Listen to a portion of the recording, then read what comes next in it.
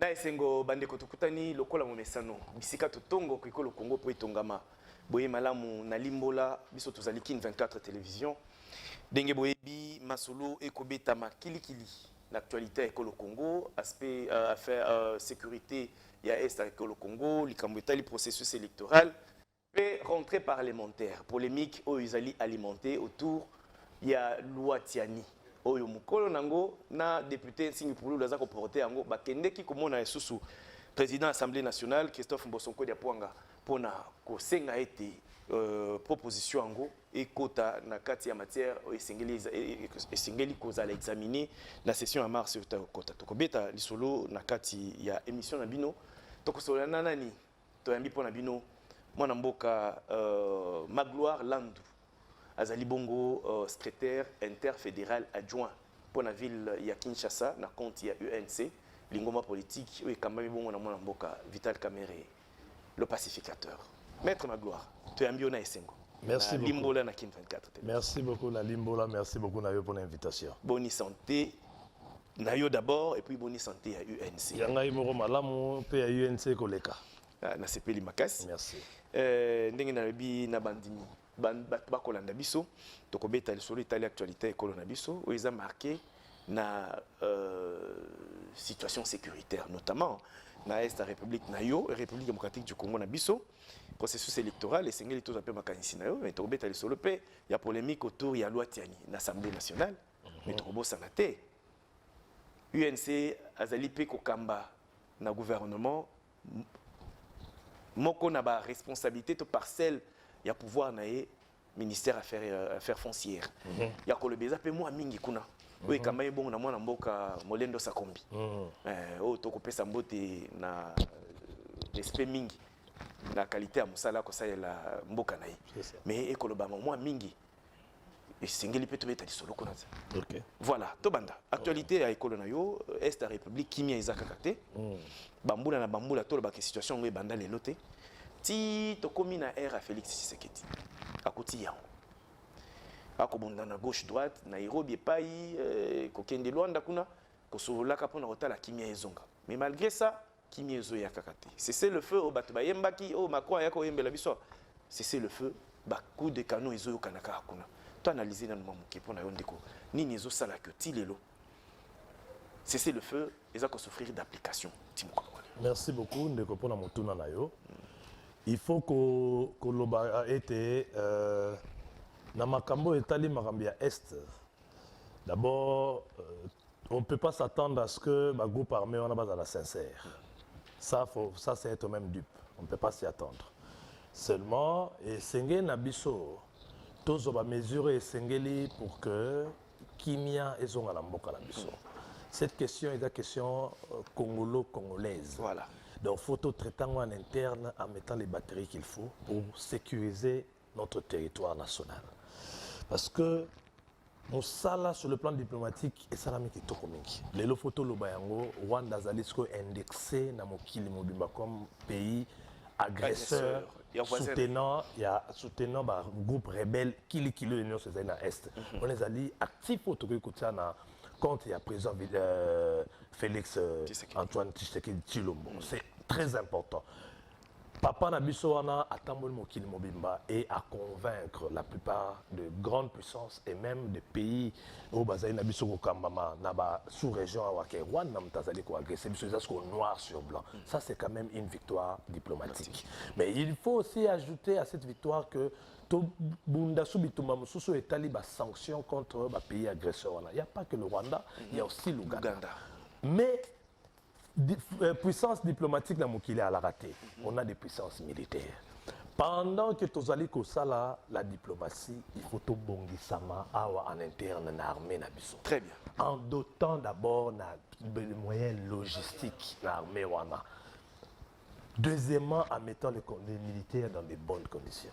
Au Italie, détournement dans Makambiza, Makambonga, militaire, il faut ici là. Et ça, on appelle à la conscience de tous ceux qui sont dans la chaîne de salaire, la chaîne d'approvisionnement, il y a des militaires te comme na est bazwa conscience ba été ba acte bazali ko poser ezali ko préjudicer mboka ba militaire ba se retrouver sans maille na front tandis que mbongo c'est bimaki awa ce n'est pas le gouvernement qui n'a pas payé c'est faux mais ce n'est que certains militaires au bazar ko s'occuper na makambo wana bazali ko komisa makambo ndenge mbongo ndenge singilité ba il faut bazwa conscience que on ne pourra pas devenir une force militaire tant que, pour te protéger le mot à la mission, tant qu'on aura encore des officiers véreux, au Bazali qu'on s'est retrouvé dans la guerre. Donc, tout le monde en interne, tout continuer la diplomatie, c'est ça qui nous ramène à plan de sortie de crise où le président Vital Kamerhe a proposé la sortie na tournée na est, à lobby, le fouet et la carotte. C'est-à-dire à lobby le talk and fight. Très bien. Côté tout ça diplomatie, côté Bongisama, pour tout qui est parce que les lots il faut féliciter nos forces, vous avez quand même résister, mais où est les moyens, ils ont commis la bango attenter, ils sont démoralisés, c'est ça qui fait notre faille là, sur le plan sécuritaire. Très bien. Est. Mais je profite aussi pour la compassion dans la bande qu'on a besoin de sur est. Boy ba été les cambos ils ont commis la bino, ils ont touché bisoming na Kinshasa, tous ils ont bondé la pour la bino, tous ils ont sala mutu na moya koki ko ganga mokili mobimba pour que tous en abine longo kimia ezonge la bino. Ndeko magloire makanisi manzenga oko bimisa. Na makambo etali sécurité à Est République démocratique du Congo qui ozongeli ba proposition à sortie de crise oyo mwana mboka Vital Kamerhe à salaki na tango wana leur a attaqué tourner na Est République alobaki yango ouvertement ko toye ko koloba préparé parce que ayebi communiquer toyebi biso bapanzisa ngo toyebaka toza liboso anani tant qu'il faut que ça la musala voilà likambo etali pe Est ezali kaka na kati ya mapinga te dans la carte de service d'intelligence ils allaient payer la carte officielle na koloba likambo officiel na pesi ndakisa ya moko na bakeli mibeko oyo na minute oza na maboko ya justice ezali ndeko Edouard Mwanga Chuchu élu ya Masisi autrefois sénateur lelo député national oyo azali na chaîne na très bonne position na chaîne de production à Coltan.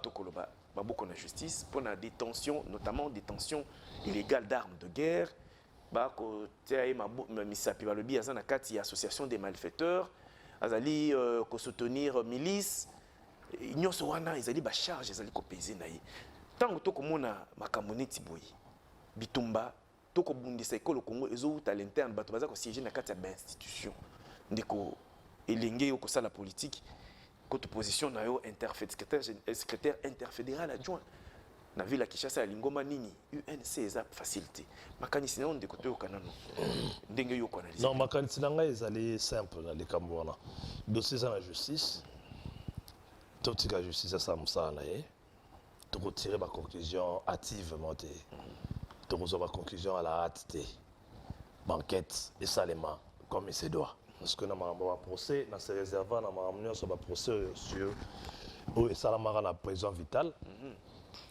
on a eu un procès, il y a un montant miné et Salama Mbangou, sans même que l'enquête et Salama ne fissent que on a Kanchach, ils étaient juste à côté de Kanchach. Dans le procès, je pense que tout ce qui a justice à Salam Sala, justice a mené l'enquête. Oh, je sais ça pour affundir parce qu'on a eu place en Nazarité. Je ne vais pas me fier. On a dit, les oui dire, les ont dit, là c'est fier pour que ça analyse dans je n'ai pas des informations sûres et justice sur la oh justice à Roloba et on a tout s'enquérir pour ne pas que toi accuser mon tout forcément pour ne pas que toi dédouaner forcément donc phototique à dans le milieu, dans le rôle de la justice, à rendre justice au nom, il y a peuple congolais, tous les peuples, tous les procès, et nous espérons que ce n'est pas ça. Nous espérons que ça va accusation et à l'okuta parce que ça sera grave. C'était un Donc ils appellent ça solo, donc ils ont solo, ils ont maman la grave. Parce que c'était un sénateur, c'était un député, ils ont choc mon retour ils ont ma casse parce que tu as évité ton nini infiltration, petite place nini à Komaki. J'espère vraiment que ils ont le quota, qu'ils ont raba M23 dans tous les koyoka. Bango néné, tu as évité c'est sur figé, bango ils ont raba. Tu as comité dans quatre institutions, ça sera et ils ont bon signe été, ils ont des bandanes. Donc tout ce que justice ça moussa naïe, ce que justice a tiré ma conclusion, tu crois quoi quitter, tu crois quoi condamné, on a des tout ça que na on a tout joie. Ma conclusion en justice n'est comme un élément de langage la biso pour tout ça sur ma commentaire. Très bien. Ndeko Magloire Landou, ndenge toyebi école au Congo, ils allaient en pleine année électorale. Et bien qu'on va côté processus électoral. Ndeko opération d'enrôlement, ils allaient au Koba, na troisième zone de opération peut-être, troisième ère. Kinshasa, ils allaient première parmi la première ère, la province il y a première ère. Et c'est ici là qui interfédéral adjoint UNC Kinshasa. Boussali Moussalani. Est-ce que Boutinda qui est militant na bino ba s'enrôler? Ba donner besoin nango ezola ki que ba s'enrôler massivement pour consolider position na bino. La carte Assemblée nationale, le Parlement, donc, besoin de députés ébélés, besoin de sénateurs avec le temps, besoin de députés provinciaux. To izaka neti batuba ko bangaka est-ce que élection est causalité to bino bozali côté abao balobi que batuba s'enrôler té nyonso wana tuna to kutuna UNC position ils ont ndenge biso to lobi que batuba s'enrôler la preuve tala vous allez me parler de ça on mène ba investigation là yo na Kinshasa awa s'il y a des partis où batuba s'enrôler vraiment en masse au to sali ba enrôlement de foule ils ont UNC. Nous avons plus de, j'ai pu comptabiliser, tout ça, on a plus de 40 enrôlements, ils appellent que non, au Talian au CP le bilan. En tout cas, la population a été sensibilisée pour cette opération d'enrôlement. Alors, à travers la République, nous sommes aussi parmi les meilleurs. On a besoin de s'enrôler vraiment massivement. Parce que tout ça, il y a un objectif, il y a un Parlement, c'est-à-dire les deux chambres. Tout ça, l'objectif, il y a l'Assemblée provinciale. Tout ça, l'objectif, il y a la PBL pour tout camara réellement. Parce que n'oubliez pas, nous avons un leader que je cite, Vital Kamerhe, qui est détenteur d'une grande vision et d'une vision dont nous estimons être à la hauteur pour le Grand Congo. Une grande vision pour le Grand Congo. Vous voyez? Donc, il s'est mis tout sungaye. Attends, vous avez un partenariat, mais tout sungaye pas dans la carte manette où ils ont kokamba, mboka, azala à l'aise pour que idée na yépé et soit place. Moi, je me monica que bavani on a basai nini mais en réalité, baza peut-être ba décideur té, bavani on a kaka. Vous voyez, parce que les décideurs, ils ont décision, ils ont des chaînons ébélés. Et où tu as l'Assemblée, côté gouvernement, et côté présidence de la République, et tout.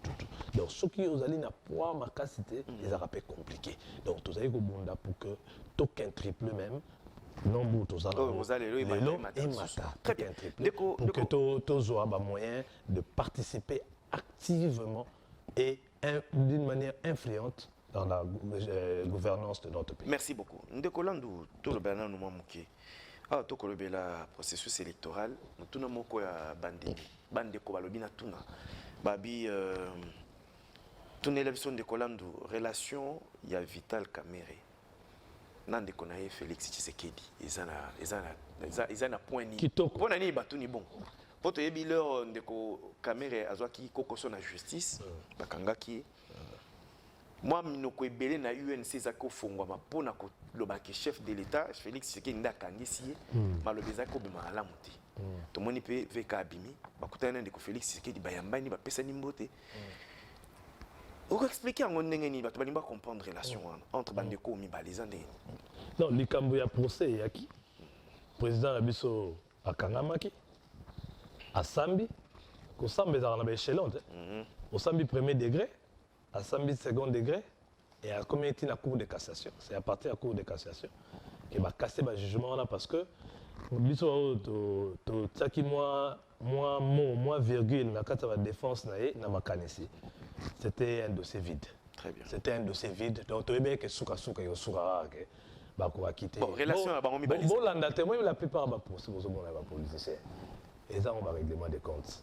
Certaines personnes, baza pemé na mokonzi, baza pemé na yosu sauté, ba monique. Présence nous ils menace pour na bango. Tout aller. Tout est Arsenal. Bon là, la plupart. Au bon monique au spectacle. Relation VK Fachi. Relation VK Fachi. Fachi vite, hein?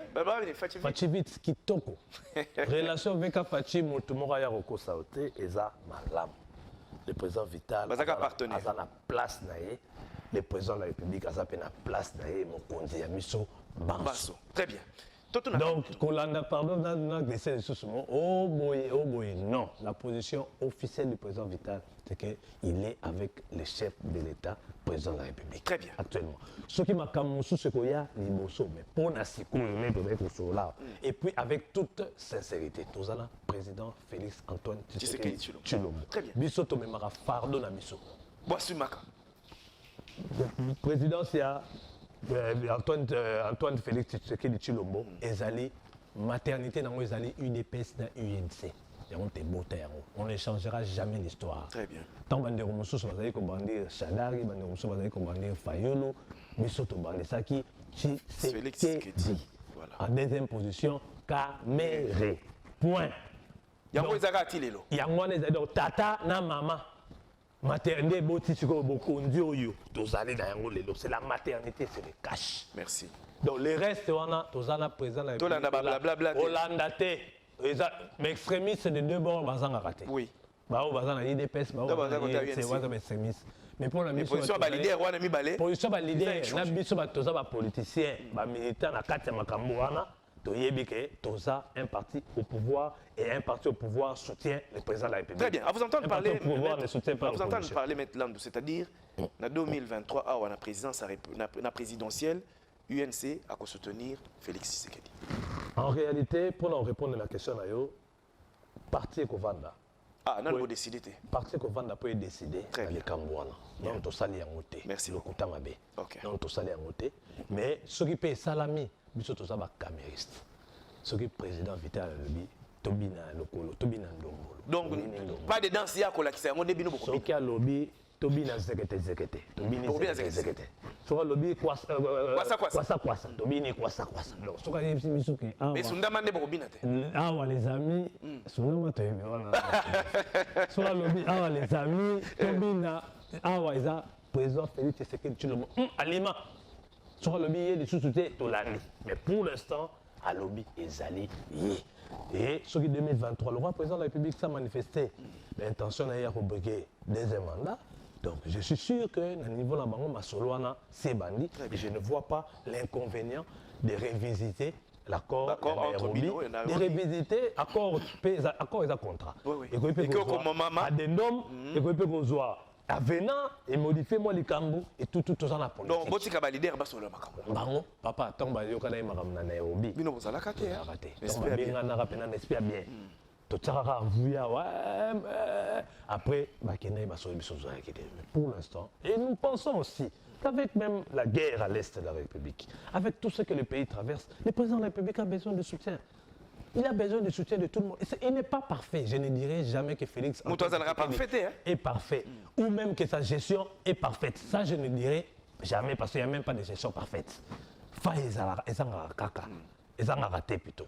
Mais pour l'instant, le coup là, tu as dit tous les coquins na ba faille na maramio so tous les kotamba nango côté zai que ya bobongisa mate tous les pe comment comment influencer peut to bongisa parce que faut aussi dire que bandeko na biso pe ya pas ba partenaire pe baza facilité voilà baza pe facilité biso UNC to roza la bonne volonté du monde mais baza pe facilité faut to loba yango pe extrémiste baza tout de tout bord extrémiste pe baza tout bord donc du coup tous les ko vanda total les animota devrait commencer à campagne interne total la libota pe bato tout en a confié mais la vie avance mboka pe kende liboso to lobité bato na musu bazana offre politique malonga au salate bazana bango mais biso pe to protéger o ya biso mais na sengi pe cohésion makasi na kata mangomba on a été soutenir chef de l'état pour que makambo ya mboka biso kende liboso merci beaucoup maître Landou tokei na lombango na assemblée nationale tozana parlement Rentrée parlementaire et tout ça, les malais 15 ans.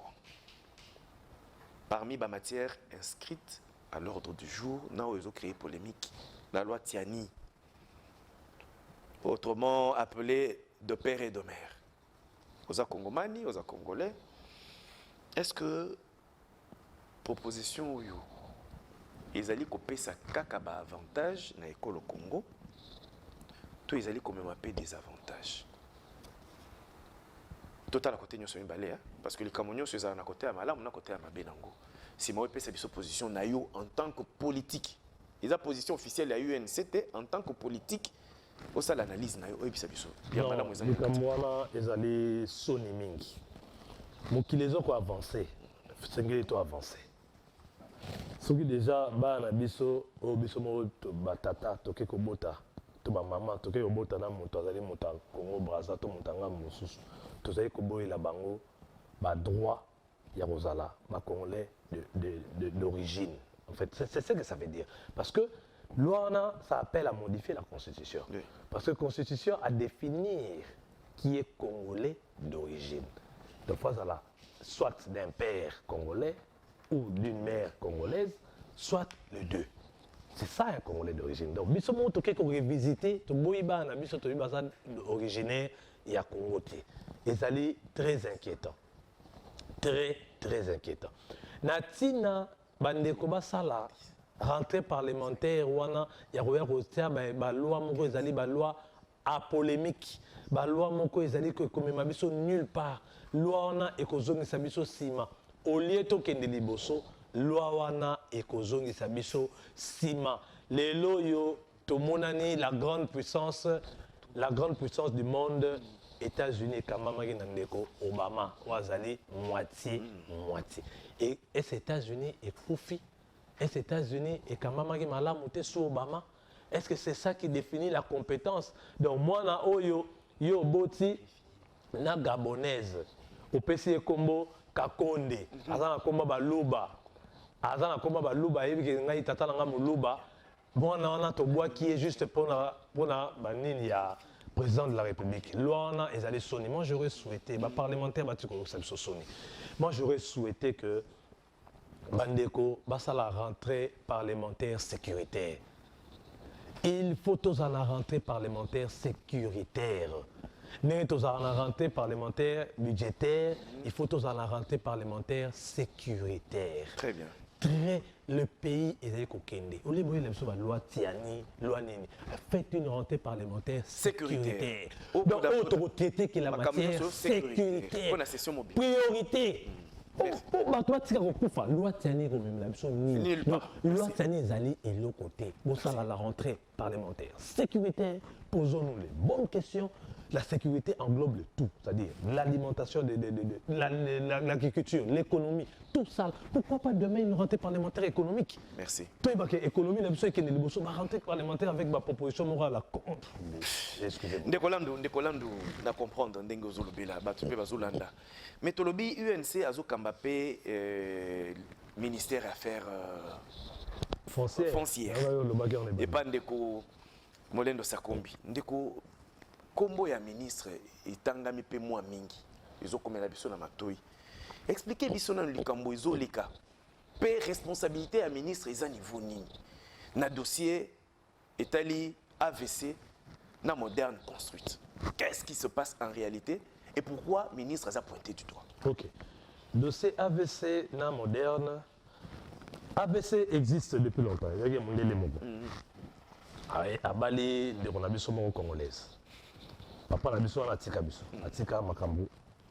Moi, c'est là s'est retrouvé comme gérante. Oui. Hein, au détriment même Yabana ya tata là, tout le monde a raté tout le monde sauté. C'est pas grave. Voilà, ils allaient venir à Bango. Alors, moderne, ils allaient entreprise. Et Sombi, en bonne et due forme, 21 hectares. AVC, alors on a 22 hectares. Moderne est à Sombi 21 hectares, pas un certain, pas la succession de la famille Ziele. Bah, Sombi. La famille Ziele est là depuis 94, 94. Pas à la Rawana. On occupera la place dans la concession. Moderne est à Sombi, pas à Bateau Bazarawana depuis 94. 94. AVC existe bien avant. Mais depuis 94, Bazali. Qu'est-ce qu'on constate?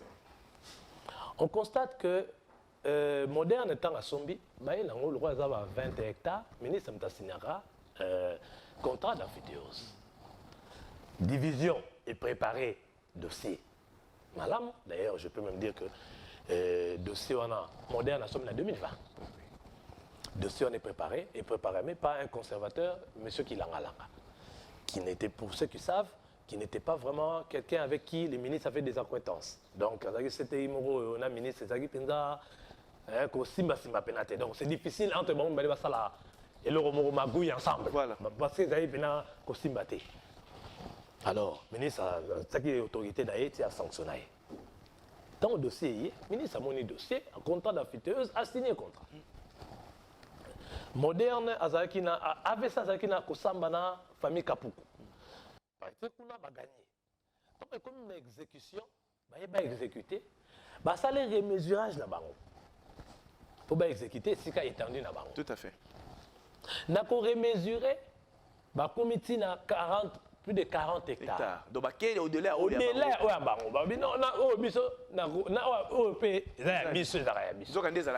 faisant ça, on a le pan où il y a Ziele, où il y a moderne construit. Ok. Parce que c'est difficile, le pan où les a raté, ça a été créé. Ça n'a pas été créé par le ministre Moléno, parce que ça existe depuis 94. Moléno avait 22 ans, le pauvre ministre. Dans un mois, on a le pan où avec certificat. Donc, on va remesurer dans l'exécution. Ou ici, il y a qui passe à l'exécution à jugement, à exécuter jugement, Mabé. Qui l'a dit? C'est l'inspecteur général de finances, de la justice. C'est lui qui fait ce constat. Problème d'Abino. Et à partir de l'exécution et jugement, qui gagne. Moi, en tant qu'IG de la justice, je dépêche les gens. Maintenant, sur mon ordre de mission, tu as IG à justice, tu as service à cadastre, c'est pour ça le remesurage. Donc, ça le remesurage, mais c'est AVC.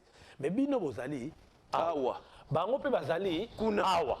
Donc, il n'y a même ni empiètement, ni superposition, il n'y a rien. Donc, bref, Batika Walat Samolendo Sakombi, dossier Oyo est allié. Mais Bandeko Bazouine Zélanine. Bandeko Bazouine Zéla Finga ministre. La commission a combien de missions déjà?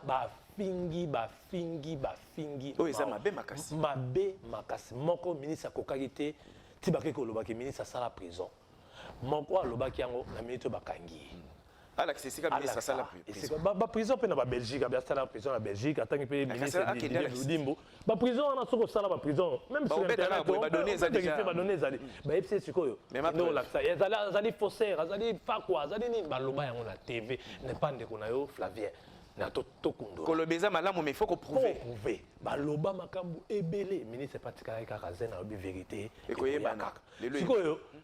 Ije atini bato. Donc, mais bozoï kobundila nini bino modèle AVC 22 hectares la ya bino bosuka yango bosuka moderne yango asombi en bonne et due forme acte de vente marmignos. Donc les ministres nié pour rien. Merci. Problème tout ça nango avec le ministre n'habité sur koloba comme ça. Mais justement yango nazo lobela moi grogne moi revendication paye à bagent administration affaires foncières au baké côté na présidence de la République pour revendiquer ba droit na bango. Problème izanini baza ko senga nini. Le problème avec neti wana bango balobi prime. Pas bon c'est la bango prime. C'est le ministre du budget. Ouais. C'est pas le ministre des affaires foncières. Lui il peut que plaider. Voilà. En faveur na ba. Oui et tout mais azali. Combien de collègues na ils allaient budget, ils allaient finance. Et puis à ça là qui en déjà. Et comme ils sont ba solo ba exécuter yango. Donc, le ministre a un problème de place. Voilà. Azali responsable et Andak, oui. C'est son devoir à Tambola, à la solution. C'est ce qu'il est en train de faire. Mais l'exécution ne dépend pas de lui. Ça dépend d'un mouton à Signaka. Tout comme il y a par exemple, ma signature. Ça, c'est de 1. De 2, lobby, loi. Mais Batouazay Kobanga. Batouazay Kobanga pour la loi. Batouazay loi n'a biso à 73 à Kala. Il y a un petit salaire que la justice n'a biso. connaît beaucoup plus de dossiers. Il y a ma pangu, il y a reçoit que ma dossier mususu. N'est dans le monde entier, ma dossier mususu va faire, les dossiers de la justice, c'est là que les cas étaient ma dossier foncier. Ma pangu, oui. C'est parce que cette loi-là n'était plus adéquate. Donc ils ont adapté. Ils ont adapté. Comme il faut que soit à tout moment, la loi couvrait tout le monde. Loi wana est l'équipe d'abord la commission de loi et gouvernement. D'abord, il y a une affaire foncière. Voilà. Il y a toute une commission de la réforme foncière. Bandi basale. Et que la commission de gouvernement va approuver, va tanguer, va approuver. Et maintenant, le conseil des ministres. Et les qui? Et les chefs de l'État, avant. Ça ne dépend plus du ministre. Soit il y a un dossier, ça ne dépend plus du tout. C'est les chefs maintenant qui récupèrent. Premier ministre, gouvernement et président de la République. Deux institutions. Balekisi. Batindi yango na Assemblée nationale. Assemblée nationale est que débat, ministre Salaki a répondu à 35 questions. Tout le monde était, c'était pour la première fois. À convaincre représentation unanimité, opposition, majorité, unanimité, convaincu. Et Tikali, na maboko na bango. Loi na ministre eza sous na maboko ya ministre té. Comme pas mukolo na yango. Mukolo na yango ezali le pouvoir législatif. Il y a comme vous avez analysé dans la commission PAJ. Et nous espérons aussi que Ekoleka. Donc, Batouana Nyonso, expert on a Nyonso comme la Conaref, État Molier, chef de l'État, et parcours normal. C'est comme on a Batouana Nyonso, ça va traiter en boca. Batouana Nyonso, ça va mabé. Merci. Problème ni tozaï nango wana na na ko chité na. Problème ni tozaï nango wana ezali que ministre a une innovation oyo et kangi mafia oyo dans l'affaire foncière. Donc, il faut démanteler le réseau. Démanteler le réseau. Pas par la preuve. Tu as coûté une recette là, 8 millions, une année, affaire foncière. Oui. Et ça aura 8 millions et tout. Ça combien comme 40 millions. Yo Kalikam. 1, 2, à lobby, yo agent affaire foncière. Ce n'est plus que tes actes que tu poses. Au République, n'aime t'a posé. Non. Et ça pour engager yo merci beaucoup. Problème de donc Miolende Sakombi, un homme à abattre pour amener la réforme. Merci beaucoup. Transaction immobilière, transaction foncière, au-delà de $10,000. Banque, sans preuve à banque. Merci beaucoup. Point, virgule, IGF. IGF a dit qu'on a ma circonscription. Nyonso. Merci beaucoup. Bon, ça, c'est comme allez, il faut attaquer Molendo. C'est vraiment quelqu'un à battre. Monsieur le Président de la République, vous avez quelqu'un qui a eu du courage d'affronter la mafia foncière. Mafia Mabélé, mafia au Congo. Merci beaucoup. Vous avez mis quelqu'un qui a eu du courage et il est à la place qu'il faut. Merci. Nous sommes fiers de l'avoir parce qu'avec des gens comme ça qui prennent le risque que ce pays va se développer. En réalité, le Congolais parle de changement. Et quand le changement vient, il ne désire pas. Voilà. Merci beaucoup. Ndeko Magloire Landu, Malobanone Toksukisi Solale. Solo kitoko, makambo kitoko umela raté. Bandeko Balandi, tokome penza na suka ya lisolo na biso mko mwalelo limbola na Kin 24 télévision. Toyambaki po abino mwana mboka Magloire Landu, o azali secrétaire interfédéral adjoint ya ville ya Kinshasa pour na compte ya UNC. Lingomba politique et quand même na mboka Vital Kamerhe. Ndeko Magloire Landu totondio ndingo se disponibiliser pour répondre na mituna na biso. Merci beaucoup. Pour mkolo walo tosukisi nzambe pesa bwanya pe maele na bakambi po basa ya la peuple. Tokutani mkolo mzako ya.